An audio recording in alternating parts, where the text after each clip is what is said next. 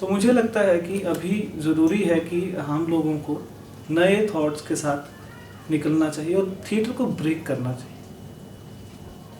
Structure को break करना पड़ेगा।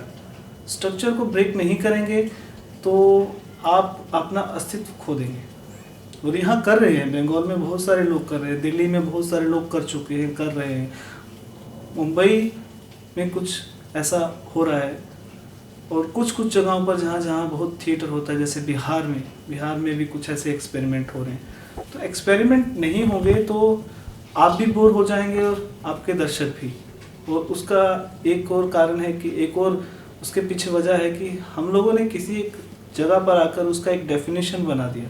तो उस डेफिनेशन बनाने की वजह से हम खुद फिक्स हो गए हैं।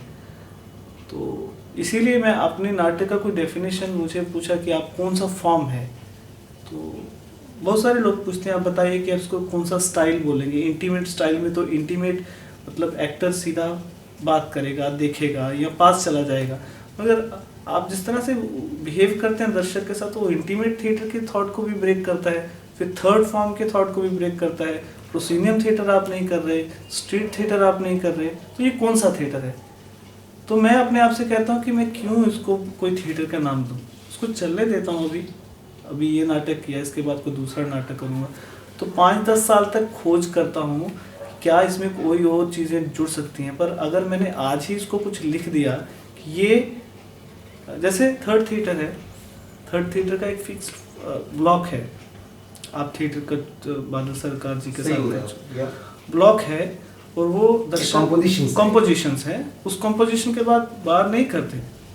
कुछ कुछ लोगों ने किया, उस पर आप उंगली उठाते हैं कि आप क्यों इसको तोड़ रहे हैं। तो फिर वो उसके ग्रोथ तो रुक गया ना, जब आप लिख दिया आपने। मगर मैं ये कहूँ कि बादल सरकार ने कहीं भी नहीं लिखा कि आप ये जो बना दिया ये ऐसा ही होगा, इसके बाद कुछ नहीं होगा, खबरदार कोई इसको ऐसा करे। अगर बादल सरकार आज होते तो मे भी कितने सारे एक्सपेरिमेंट वो इसी फॉर्म को लेकर कर चुके होते। पर फिक्स कर देने से तो वो उसका गति रुक जाता है ना। जैसे प्रोसीनियम थिएटर फिक्स्ड है। प्रोसीनियम में जो अभी के समय में जो सबसे ख़राब बात मुझे ये लगती है कि प्रोसीनियम में lights, music, set, makeup, costume, ये जो चीज़ें हैं, ये जो टेक्निकल चीज़ें हैं, इन पे इतना ज़्यादा काम होता है, उसके बीच में जो मेन तत्व है एक्टर एंड एक्टिंग, वो माइनस होता जाता है। कई जगहों पर कई महीनों तक डिज़ाइनिंग चलती है नाटक की, थिएटर की डिज़ाइनिंग चलती है, पर एक्टर की डिज़ाइनिंग पर उतना काम नहीं होता। तो ये जो पार्ट है, ये तो एक्टर के लिए हेल्प करने के लिए, मगर उल्टा हो रहा है कि एक्टर उनको हेल्प कर रहा है। जैसे एक सेट, आप जितना बढ़िया सेट बनाएंगे, जितना बढ़िया कॉस्ट्यूम होगा, जितना बढ़िया लाइट होगा, एक्टर के लिए उतना ही बड़ा चैलेंज है कि उन सब के ऊपर जाकर उन सब चीज़ों को वो ये दिखाए, ये प्रूव करे कि ये सब मेरे हेल्पिंग हैंड है, मैं इनका हेल्पिंग हैंड नहीं हूँ। तो उन चीज़ों पर काम किया जाए। और एक चीज़ के विरुद्ध मैं भी हूँ कि सेट, लाइट, म्यूज़िक, ये सब प्रोसीनियम थिएटर का पार्ट है, उसके बिना नहीं होता। पर जब इतनी सारी चीज़ें आप इंक्लूड करेंगे तो नेचुरली अगर आप एक थिएटर बनाएंगे जिसमें आप 2 लाख रुपए खर्च करेंगे, तो आपकी तो 2 लाख रुपए आप खर्च करने के बाद आप चाहेंगे कि कम से कम 2 लाख तो वापस आएँ। पर अगर एक टाउन में इस तरह का मैं थिएटर बनाऊँ तो मैं 2 लाख रुपए कैसे कमाऊँगा उस नाटक से? और अगर 2 लाख नहीं कमाऊँगा तो मैं थिएटर नहीं कर पाऊँगा। तो फिर मिनिमम चीज़ों के साथ थिएटर क्यों ना किया जाए? तो अगर हमारा नाटक सिर्फ इस वजह से कि हम आपका दर्शक पैसे नहीं उतने खर्च कर सकता, तो आप फिर किस तरह से कह सकते हैं थिएटर फॉर ऑल? थिएटर तो सबके लिए है।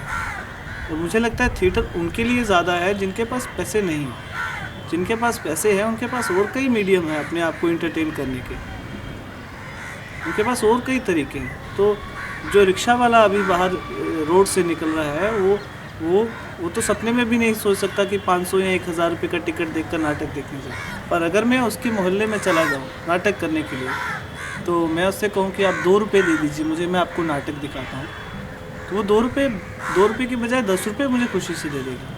तो वो जो अचीव करेगा देखने के बाद, चाहे मैंने कुछ सेट लगाया है या नहीं, जो वो खुशी महसूस करेगा, जो अपने आप को जुड़ा हुआ महसूस करेगा, वही तो अल्टीमेट एम है थिएटर का और थिएटर वाले का। तो ये एक मतभेद है, तो मतभेद भी है और एक बहस का विषय भी है। जिसको जैसा थिएटर करना है वो वैसा ही करेगा, और हम किसी को रोक नहीं सकते, और हम इसके ऊपर कोई इस पर प्रोटेस्ट भी नहीं कर सकते। जिसकी जैसी इच्छा है वो करे। पर मुझे लगता है मॉरली हम लोगों को थोड़ा सा और गहरे में सोचना चाहिए। कम से कम हमारे भारत जैसे देश में जहाँ इतनी सारी प्रॉब्लम्स हैं, तो वहाँ पर अगर हम रंगकर्मी लोग भी उन प्रॉब्लम को सॉल्व करने के बजाय उन प्रॉब्लम्स को और बढ़ाएंगे, सिर्फ बढ़ाएंगे नहीं, पर उनको कहीं ना कहीं उस प्रॉब्लम के जड़ तक नहीं पहुँचेंगे सिर्फ इसी कारण से, तो फिर कुछ विकास संभव नहीं है। प्रोफेशनली जो लोग काम करते हैं उनको तो शायद इतना फ़र्क नहीं पड़ता, पर एक गांव में काम करने वाला एक नाटककर्मी जी, उसको वो इसी थॉट के साथ चलेगा क्योंकि उसके पास कुछ नहीं है, और वो चाहता है कि वो अपना थिएटर मैक्सिमम लोगों तक और उन लोगों तक पहुंचाए जिनको उसकी ज़रूरत है। तो मैं तो उसी को थिएटर बोलता हूँ, मैं उसी को थिएटर मानता हूँ जो एक इंसान के अंदर कुछ बदले और उस इंसान के अंदर कुछ बदले जिसको उसकी ज़रूरत है।